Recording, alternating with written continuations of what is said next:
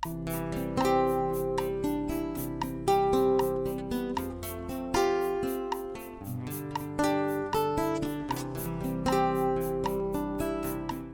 savez, nombreux devant vos postes téléviseurs à suivre cette émission Cartes sur table. Madame, messieurs, cela nous réjouit parce que vous apprenez, vous êtes édifiés, vous êtes enseignés au travers de cette émission.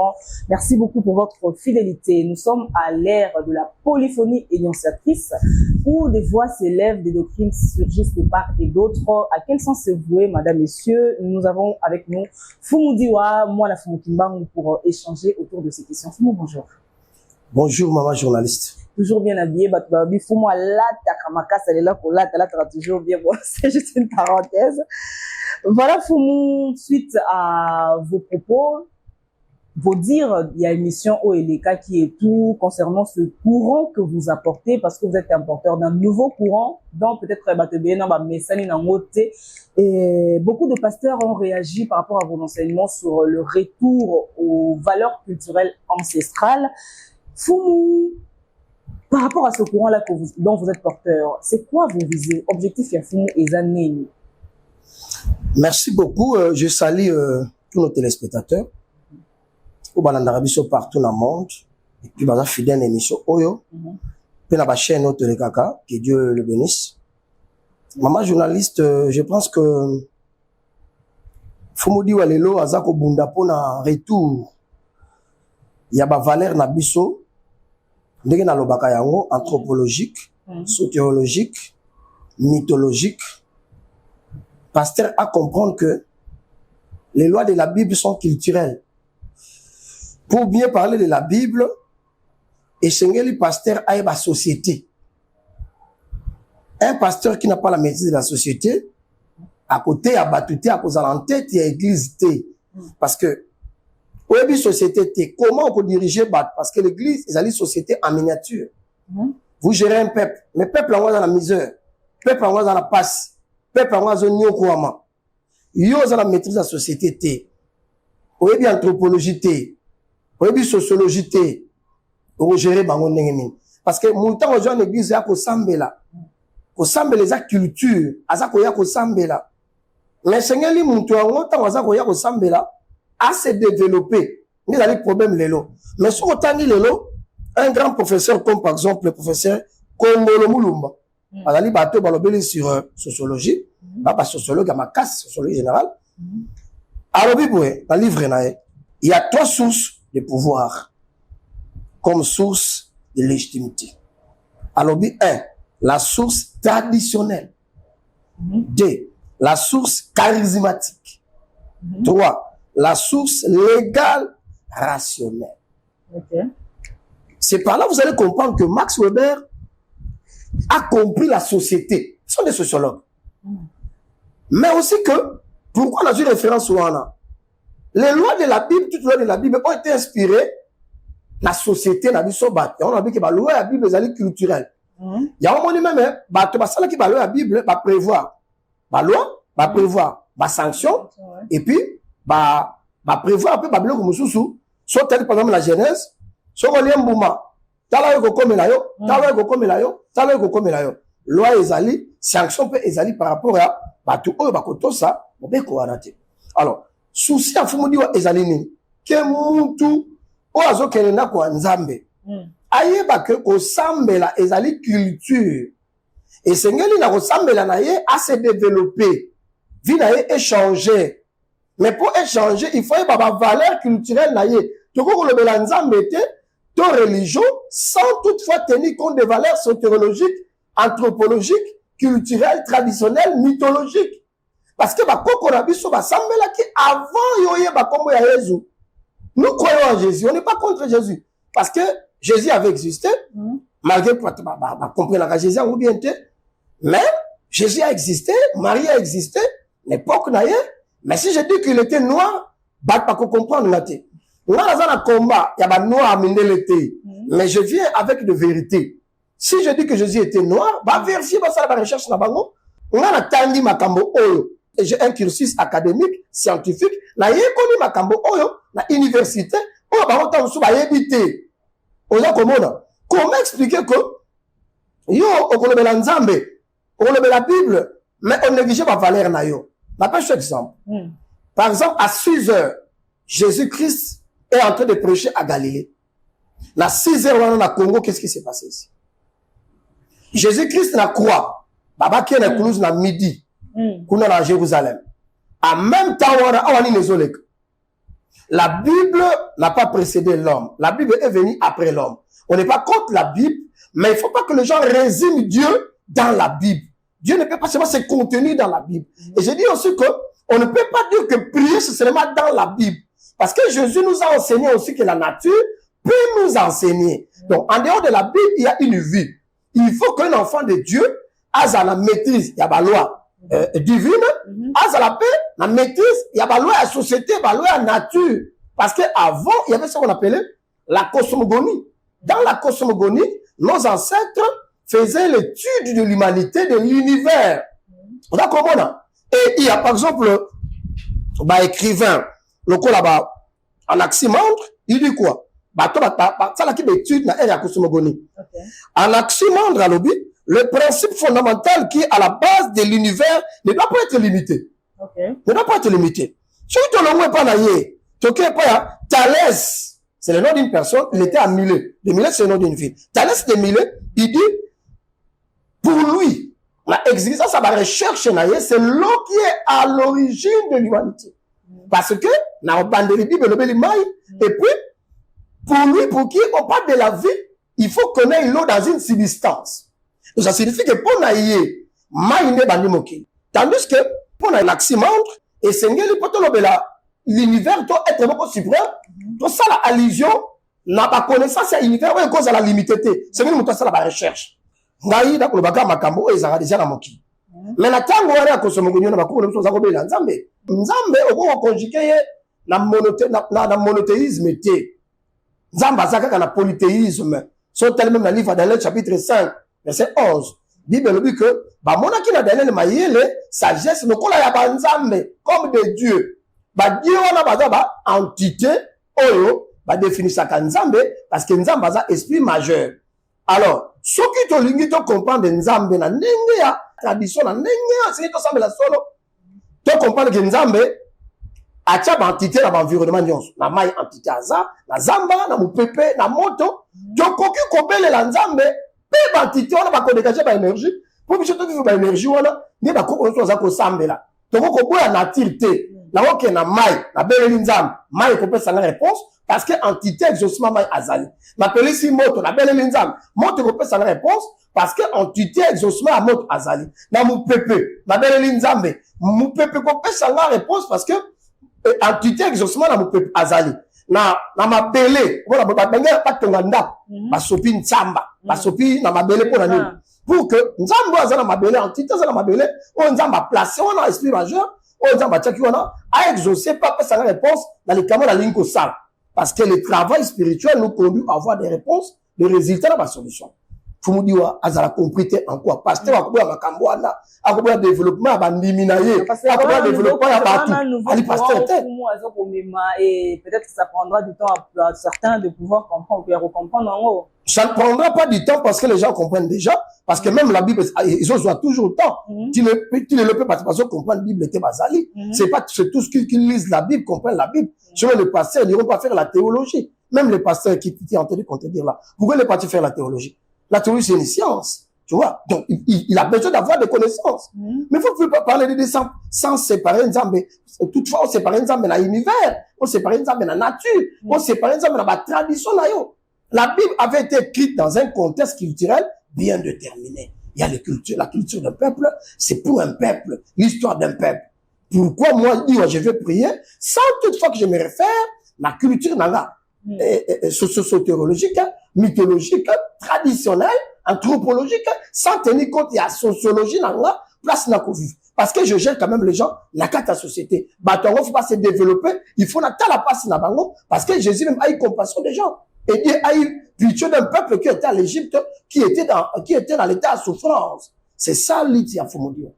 C'est ça, l'idée, Foumoudi, mais Foumou, malgré tout ce que vous êtes en train de dire et tout, pour évoquer connaissances théologiques, sociologiques, anthropologiques, tout ça. Malgré tout ça, l'église est toujours pauvre. Pauvreté à l'église wana, c'est dû à quoi? Pauvreté à l'église wana ezali parce que, c'est ça que je dis, le pasteur ne connaît pas la société. Tangi société T. Biso tangi société, voilà, qui est académique, tangi yango. Pasteur et seigneur aye poser acte durable et visible et à développement. Pape Paul VI, alors on a ouvrage naïe. Popolorum progressio. Pour parler du développement de tout homme et de tout l'homme. Il était un homme de l'église. Batloko ba Socrate, Batloko ba Aristote, Batloko ba Platon. Bazaki ba pasteur T. Mais ils ont déjà créé, Socrate a déjà créé les trois vérités éternelles. Et puis, il a aussi créé l'équilibre. Si moi je suis je, toi tu es tu. Parce que quand il parle de beau, de vrai et de bien, quand moi je te dis que tu es tu, moi je suis je. Ce qui est Seigneur, obéanga tu, yo comme je. Donc, aux alines de Konangai, il faut na yebake. Na zali je, yo zali tu. Yo obéanga tu, yo comme je. Tu zali ndenge moko. Na ko mone la yote, na ko nyoko la yote, na ko pime la yote. Na za la peine sengo ya yo ya kolia na yo ya kobonga na yo soki nga na lipa yo poli atakuang soki nga na ngombe yo poli atomson équilibre la société pona mutema mabe ezala te bazala ba pasteur te bazala ba scientifique ba créer ba loi wana ba créer ba principe wana ba théorie wana ya ba trois vérités éternelles tu vois et même Aristote a dit ceci nene yo lati bilamba wana oteni compte harmonie o tche robe na yo oteni mo bangeli ngeli wana o tche lunette o créer compte harmonie. Harmonie, c'est dans les beaux. A créé un katia, la vérité éternelle. Mais alors, Aristote a dit que, harmonie, on est tché, et zali yote moto tchango, au puisa, on a ba idée na yo.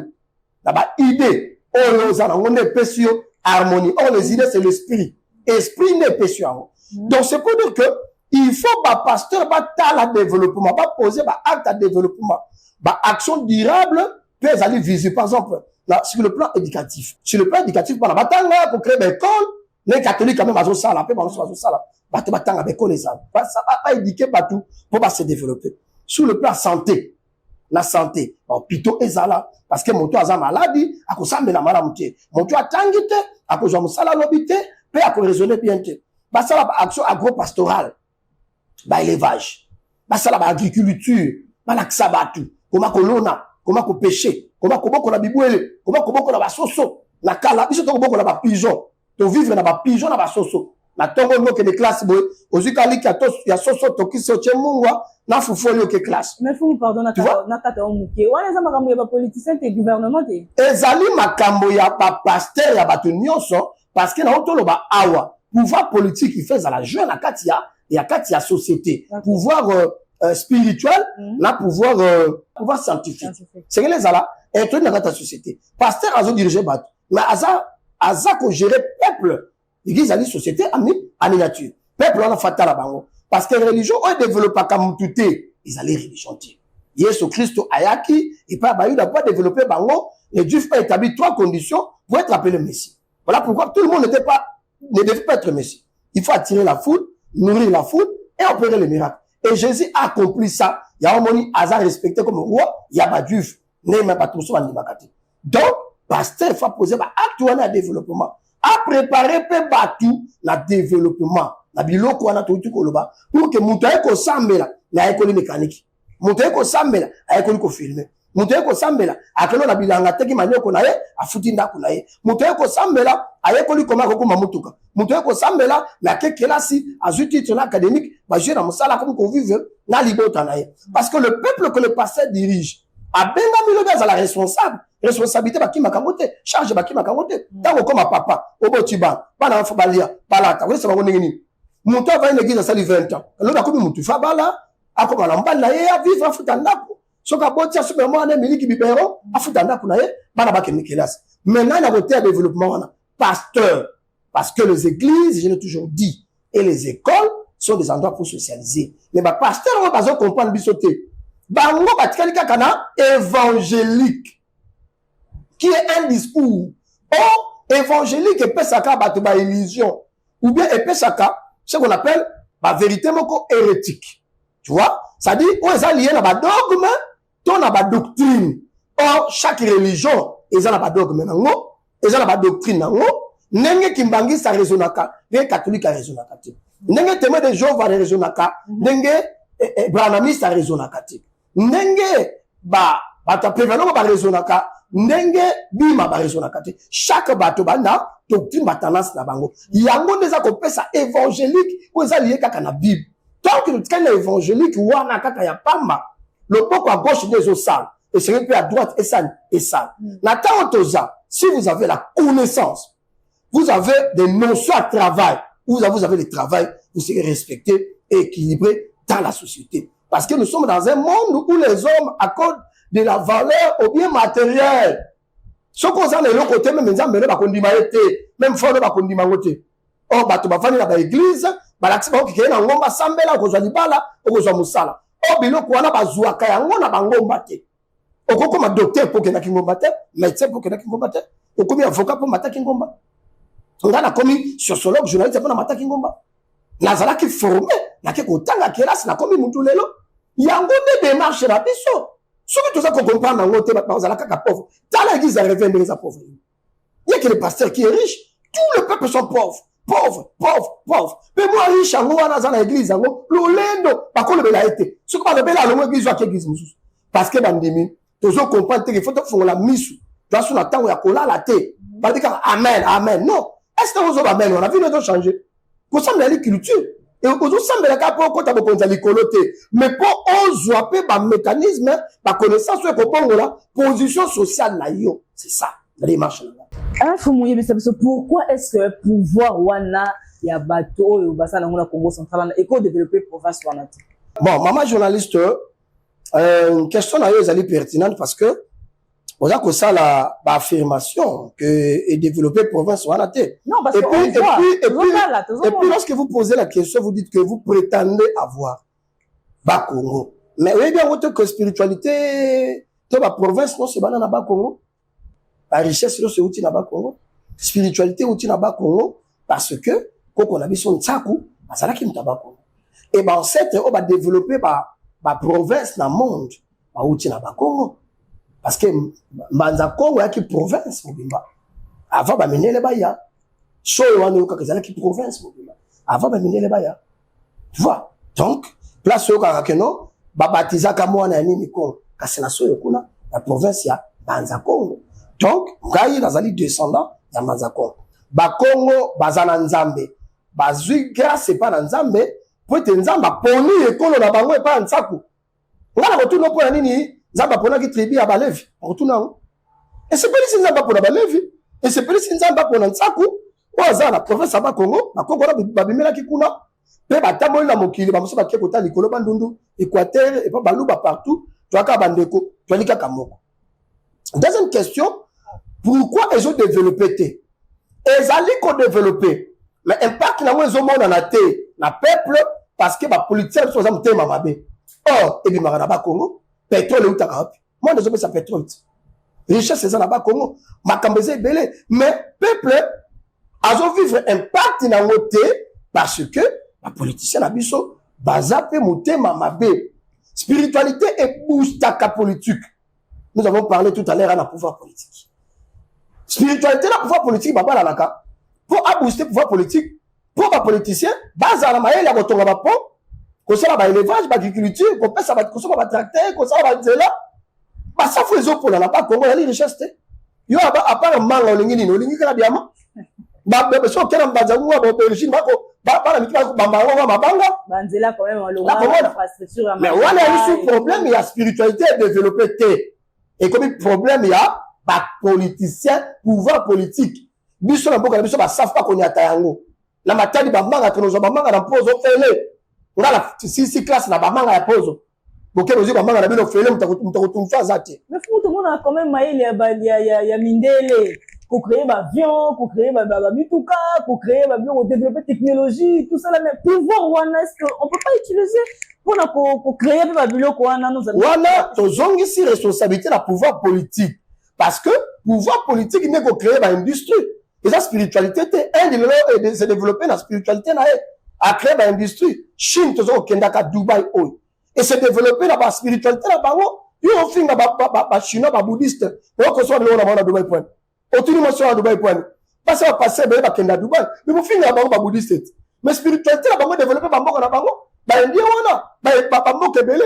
Biso spiritualité ezali parce que diamant ezobima, cobalt ezobima, cuivre ezobima, mangue ezobota, safo ezobota. Mais impact na ngona peuple ezomona na terre. Banzela ko misabe ko ezate. Mupiku ya safu. Na mboko na biso 5 safa. Mupiku ya safu de 4 cantine ya plastique ya 5 litres wana, ils allaient 500 francs. 500 francs. Imagine toi on somba safu wana, na 1000 fois de 500 francs cantine mobimba wana, yo a roté aux bénéfices à combien? Mais est-ce que c'est ngeli ba ngunza ne ba zomi tuka ba kota kuna pour la ebimisa biloko wana kasi yango tolobi que ezala ba politiciens, ezala ba présent en tête église. Ba bunda pour la créer développement. Au somba ba tracteur, ba mituka ebimisa biloko, ba to ba teka, ba vivre. Parce que la richesse et cause à la définir rien qu'en termes, je peux dire, relatifs. Parce que chacun est riche dans le niveau là. Et pas un villageois qui a été à 50 000 francs pour aller à CPLI, à Koli, à bien bongi. Quand tu as été richesse, on est en train de faire la moutou, quand on a banda, on a dit ça. On a un village, peut aller n'est pas villageois, à un niveau richesse, richesse, voilà pourquoi personne n'a le droit d'appeler l'autre pauvre. Parce qu'il est pauvre par rapport à vous. Parce que vous vous comparez.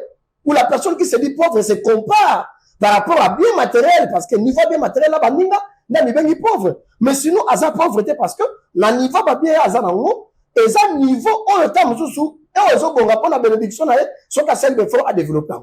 Donc c'est pour dire que ça dit problème, il y a pouvoir politique. Mais aussi, nous tuons beaucoup. Mutuye moko alingi kosala ozosambela osalaka te obeleli nzambe osalaka te olonaka te okepeshi te otangi te ekodéveloppe ndenge. Voilà pourquoi nazobunda mpona kozongisa bato na connaissance na oloba sambela na baboyi moto asambela te mais sambela moke sala mingi.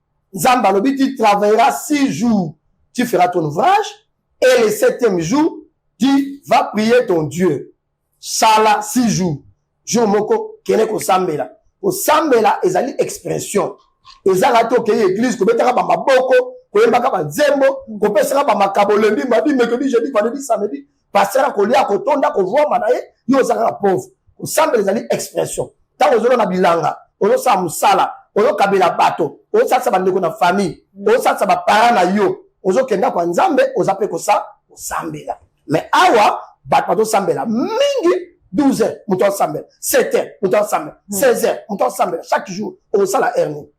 On cause la pauvre, développement et cause la ti. C'est ça le problème. Sambela, Nkesala, Mingi. Et le Fumudiwa. Voilà.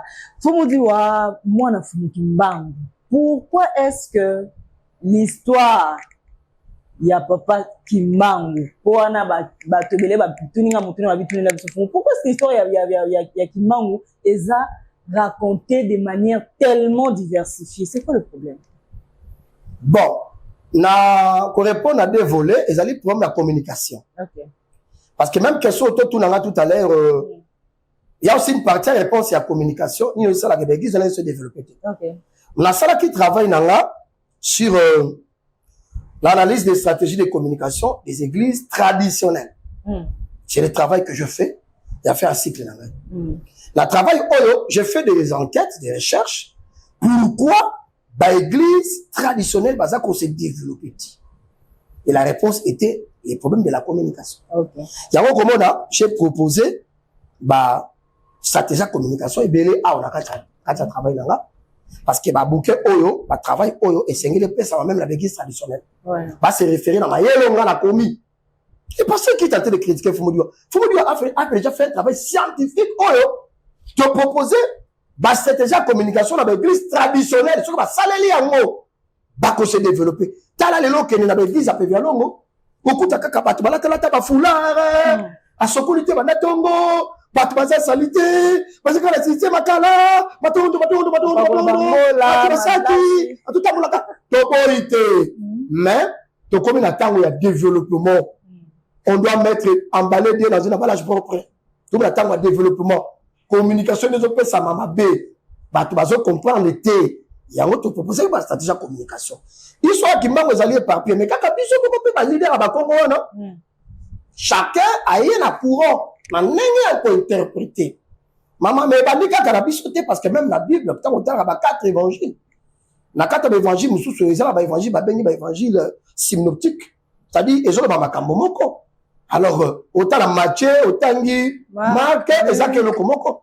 Parce que, bateau, va vivre qui va fait, par exemple, ok, bah, nous sommes sur histoire. Eh, dis-moi, ça fait que le moment n'a mole, à qui a commis, mais à mon acquis. Il y a un moni, na pas domaine, ou non, bah, hérésie peut côté, parce que chacun a zo expliqué, na n'engé na yé, et, mon toit, la vérité, peut-être que, à quoi la tête. Dans la Bible, peut pas confusion les gens, parce que même les apôtres, à un certain moment, c'est ça qui va persécution. Bah, pas avec, pas ça va père romain, bah, kimi, bah, non, ça même dans le cimetière. Bah, batami dans le cimetière, bah, ça même dans le cimetière. Alors, tant que beaucoup de bangono sur apôtre, on attend persécution et signe. Bah, comment on a que mingi peut pas continuer à hérésie. Nous, tout le temps, qu'on expliquer Jésus dans n'engé na yé, à mon côté, à message, Jésus a persécuté bango, dans n'engé na yé. C'est la même manière, on attend, on a biso, et tout le monde prétend avoir des connaissances en Voulous Kimbangu.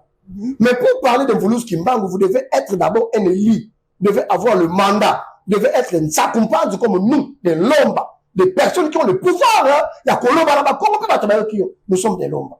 Bateau va le pouvoir. Quand vous voulez yoki, quand vous yoki, quand Samolina mokili yoki, nous avons ce pouvoir-là. Mais aussi, il faut avoir des connaissances rationnelles, la raison. Quelle communication pour ça là? C'est ça. Confusion et vrai message à Kimbangu et Zali, tous à côté à Yango, c'est ce que nous vous prêchons. Et puis le problème, ce n'est pas que parler de la personne Kimbangu, ce n'est pas l'individu Kimbangu qu'on a besoin, il va pas nous donner la vie, il va pas nous donner le développement, mais l'esprit Kimbangu que porter cette âme-là. Okay. On ne peut pas faire le débat sur Kimbangu. Parce que c'est une personne qui a le sang et de l'eau. Sinon, on va tomber dans le même genre d'hérésie. Non! Voyons Kimbangu spirituellement. Spirituellement, il était un instrument de Dieu. Il était un instrument de Dieu. Il avait la portion de Dieu. Mais tout comme c'est un embêté. Tout comme c'est un embêté. Bon, vous savez pas, Kimbangu, Jésus, Kimbangu. Non. Parlons de Kimbangu spirituellement. Il était un instrument de Dieu. Dieu l'avait utilisé, mission na ici nzamba a zongisie comme énergie dans mokili pour na ko pesa mayele pour na ko booster ba toma mayele scientifiquement na mokili. Mais tout ça la débat, il y a message esprit oyo et pesa qui est maloba et pesa qui est matea. Sinon pas on non abotama na tata oyo o tata na été atala ki na armée du Sali abuka ki safu na ba ko qu'est-ce que ça voir. On n'en a pas besoin. On a besoin de l'esprit de Kimbangu, l'enseignement de Kimbangu, qui a parlé de l'esprit de Dieu, pour codifier la mokoline, surtout comme Mango de l'eau, d'une manière rationnelle, peut créer un courant, on a centriste, pour au côté ça va comprendre la vérité, va changer le monde, il y a de la Zambé, puis le monde va changer. Voilà, c'est quand même important que vous le compreniez pour battre sur la ramala mouté. Faut nous dire, Azo Sab, alobi, il faut pas qu'on s'amène la personne de Kimbangu, mais l'esprit qui a agi en Kimbangu. Voilà, j'espère que Bélé peut quand même répondre à la question. Mais faut nous dire Kimbangu. Faut nous dire le bonheur et la paix sont quand même aussi font partie de votre cheval de bataille et zappé au centre Yamate Yanayo. Est-ce qu'il suffit simplement de causer un condiment pour vivre bonheur pépé? Lorsqu'on dit condiment, la français la foi. La foi, ouais. Je dis c'est lié. La foi est toujours liée aux tendances hérétiques. Il y a religion. La foi ne peut pas donner du bonheur à quelqu'un. La foi, c'est croire. Il y a un être suprême. Croire qu'après la mort, il y a la vie. Croire que je peux être quelqu'un dans la vie. Mais, il faut qu'on joigne en haut, ma valeur et la société, ma connaissance et la société, pour osala mutu. Est-ce que so kanisi kaka, que nous comme magistrat, ou comme magistrat? Au kanisi kaka, alaina, nazala kondima, comme médecin, ou comme médecin. Il faut travailler, joindre des valeurs, il y a nature, la société, pour que, au commun. Batuloko, philosophe, psychologue, tangi kela si akoye ko la moto, makanisi wa moto. Na lolenge ya psychologie na ye, na lolenge ya développement ya croyance na ye, na makanisi boye, parce que nzamba na makanisi ya moto. Masulope Fred, balobeli sur moi, sur moi et le ça. Tu vois? Le moi, donc c'est moi, j'ai confiance en moi, c'est la personnalité. Voilà pourquoi on dit la rétraction de moi conduit à la passivité. Ça signifie, ce qu'on a sur la quilloté, tu ne te crois plus en toi-même. Parce que pas mon temps dit maillot, pourquoi on a nzambe, pourquoi on a être spirituel, faut que on a quoi na yomoko, faut la sir na yomoko. Soit sur la confiance na yomoko te au récité. Il y a un moni, on a l'estime de soi, et ça peut parmi les valeurs et ça là que moto a reçu la vie nae. Et qu'on dit maya pamba, et qu'on peut changer mon tout sans que à joindre la valeur autonomie ou les valeurs associées. Fou dit wa scientifique, science et l'équipe moi mingi, hein, côté scientifique, côté manuel, sociologie, papa.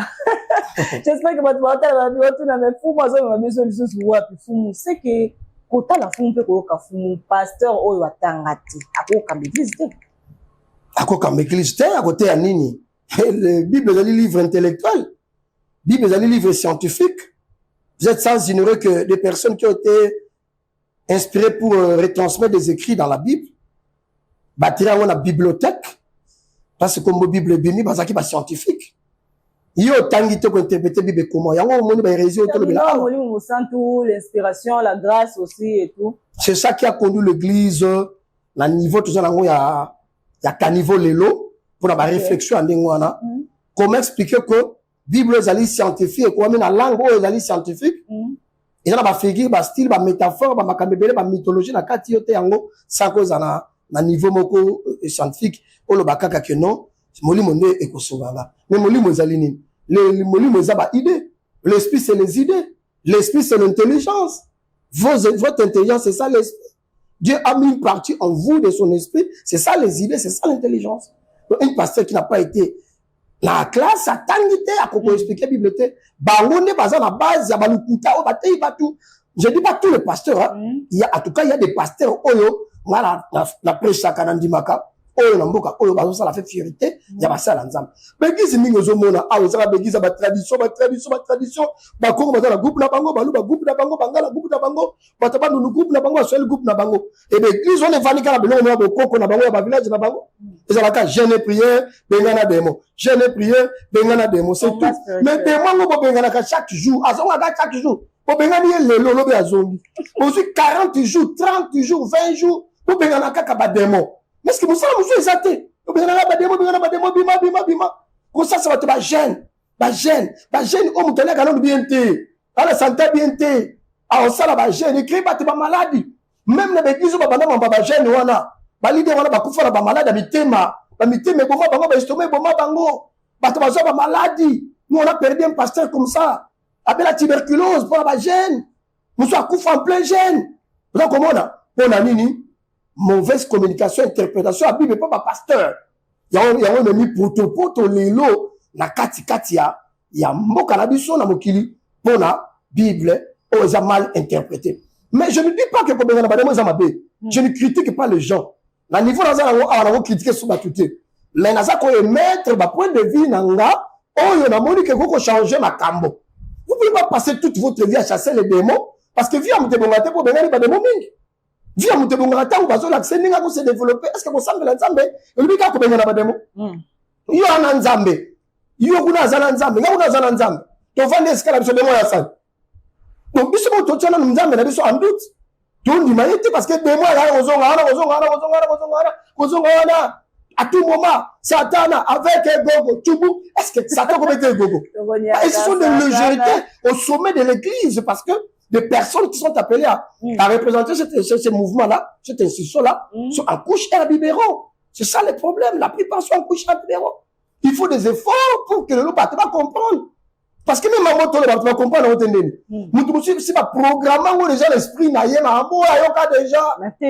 Tout ce qu'on lui dit, c'est mon amour, le roi a encore c'est ma cam. Mais au tangi à moté. Oyebi ma cam, le baté. Pasteur, on a tangi théologie, on a dit, maman, on sait comment c'est que si on a déjà théologie il y a que à côté on a peu la science mozuzu on est lié dans la religion ton amokili pour la développer mutu ko sambela ka développer ka motota pourquoi nzamba que vous travaillerez 6 jours est-ce que nzamba azoba tu travailleras 6 jours il y a ko contredire ngo yango za komona ere wana eye na bato ba so comprendre Bible. Voilà fumu totika na maitali ba pasteur.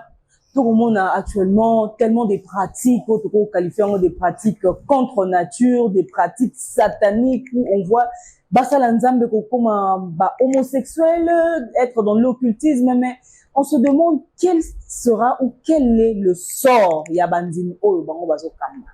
Les tendances exogènes. Oyo batu bazu na bapaya. L'influence exogène.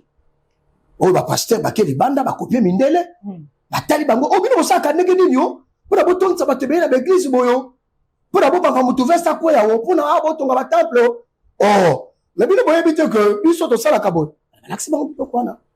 Je ne dis pas tout le pasteur mais la plupart ba pasteur oza ko mona ba ko tshoko makela mingi parce ba koti na babiloko wana c'est pas bandi mission na bango ezani pasteur azali ko sala ba pratique wana uti ko loba ko sangisa nzoto na moninga na ye mobali ko sangisa nzoto na nyama ko sangisa nzoto na ebembe na pays moko ya Afrika bakuti un pasteur au sangisa nzoto na vieillard na morgue afuti bato morgue mbongo tu vois ba pratique wana nyo surtout parce que bato bazo luka puissance bato balingi ba paraître mais tu n'es pas olingi ba mona yo ba yeba yo tu crées des prophéties oyo zo ankelo pacho na miss omona ka ba makamba batu mais batango zo mona ba makambo bikola ka ba changer kate ozo pesa ba bisako na mo changer ka fina bango te bika bisakuli moko spectaculaire bachecho bakelo na misu bachecho babiloko na misu po mona ba makamone ba magie blanche et celle makana kala ba peso mouchoir moko ya rouge tient la poche comme il faisait à l'époque yo mona ba magie blanche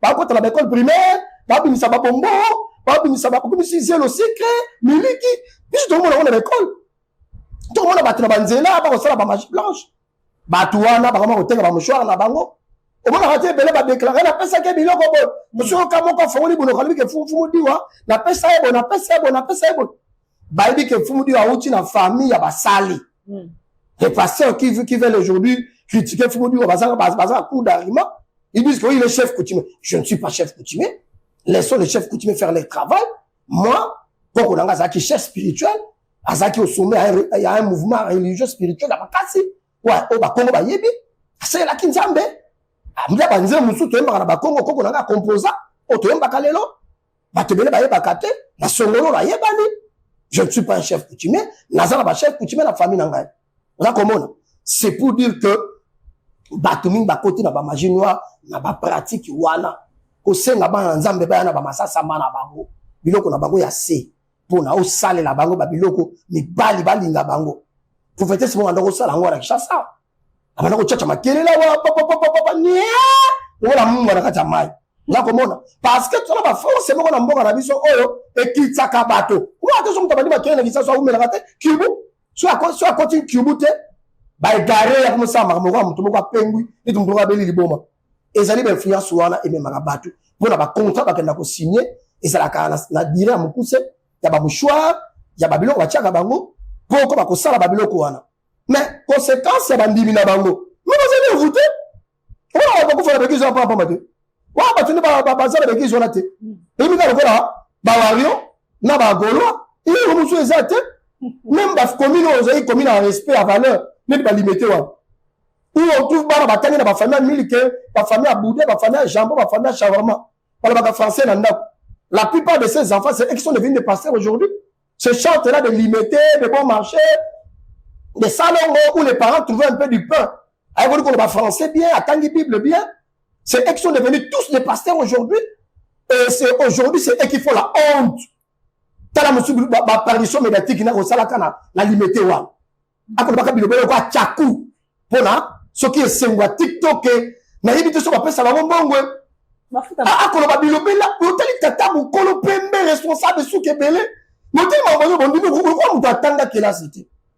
Et limité salongo bon marché namu ya bandal pe comme commune ya bato bazali bana mayele batonda buzoba même on a bandal là un pasteur responsable oyo mboka ekozwa même exemple na ye na niveau ya moka mosali ya nzambe oyo mboka ko se référer na ye ba jeune musu ba ko se référer na ye na niveau na ye scientifique na niveau na intellectuel na ba niveau na responsabilité Kobina kaba nzembo ya zeka luketo zenga mwana la bimisa kina l'album na ye.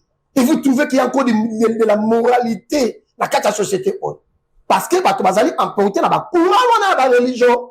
Muta osa makambo beso utali niveau na ye ya kotanga kelasi. Non mais on les oba la raté. Ba makambo les oba la raté.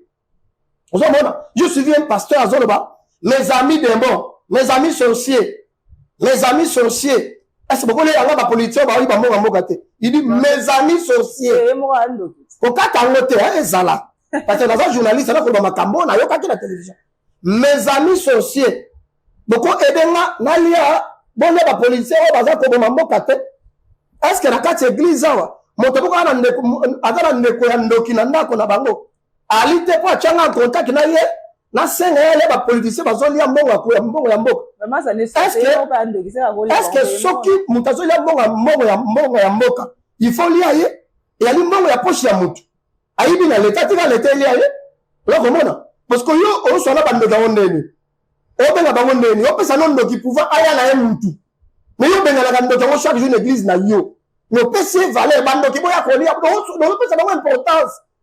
Nzamba lingi bato masumu nzamba lingi bato mabe mutu ana zui ba mbango ya mboka ta mususu molimo ela tienda iba loko tinda te bando ke balia ye parce que yo zali pasteur ozala bolingo na ye yeso yimbisa ki muyibi ne kuluzu bango batia ka bible wana yeso andima ki malasi ya mari mwasi ya ndumba oza komona pourquoi yo koboya bato ba politicien tote ya bango bakendaka pe d'église bazala ba pasteur. Donc, ils ont point de vue dans la nuit. Pardon? Ça rappelle ma offrande dans mon pays. Ça rappelle ma offrande dans l'église. Tu vois? Tu vois?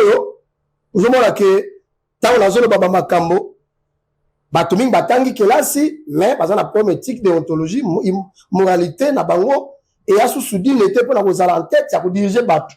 Voilà, comme il a Fumu en moins de 30 secondes. Pourquoi? Parce que ma pasteur va comme la pourquoi Fumu doit accepter pour participer dans le débat par rapport à l'idée de la pasteur va débat. Bon, la salle a débatté.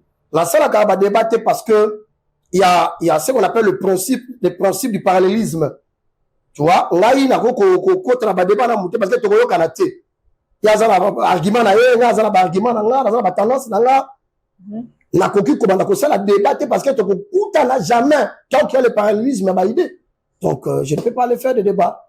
Là ça va débattre.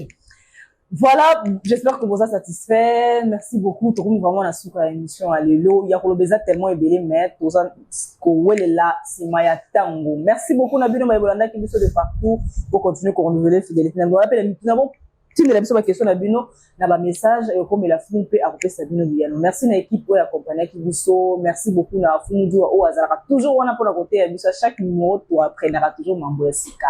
Voilà, beau tika la malam au mabota mon bino, je vous retrouve très prochainement.